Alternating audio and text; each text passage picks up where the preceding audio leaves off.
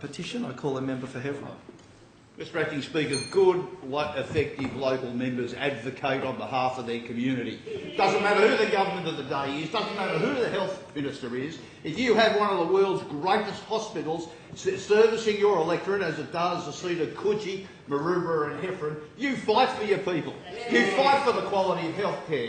You don't walk into this parliament when 10,000 people have signed a petition and be an apologist for the minister of the day who is cutting services to balance a budget, as distinct from providing quality health care at this great hospital. Now, there are a couple of things that should be understood in relation to the cuts of this hospital. And this is the doctors from this hospital who say the closures could put patients, bed closures, 41 beds, could put patients at risk by delaying surgeries and causing blockages in the emergency department, one of the busiest in the state.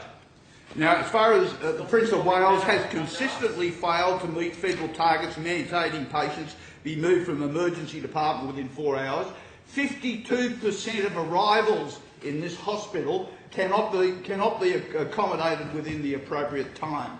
And if you want an example of what happens, let me tell you, last year, I probably shouldn't use the example because the lady passed away today of no fault, of course, of the health system, and I don't say that for any other reason.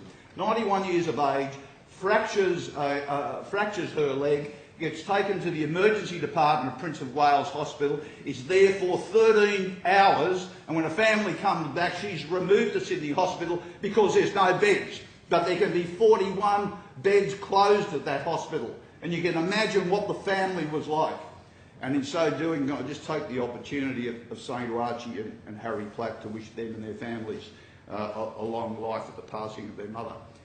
But they were beside themselves. And that's what happens. And the other thing I want to bring to the government's attention when you want to put a price on human health is that the population in those electorates are expanding rapidly.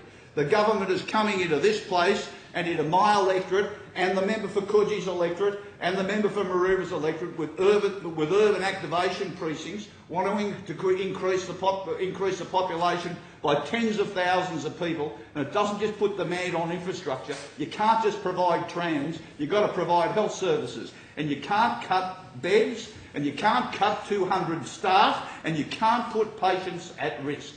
Now, I can understand, you can understand a desperate health bureaucracy trying to deal within a budget that has been cut by Treasury, but you cannot understand putting human health at risk, and you cannot tolerate a local member who wants to be an apologist for the government rather than advocate for his community. I thank the member for Heffron.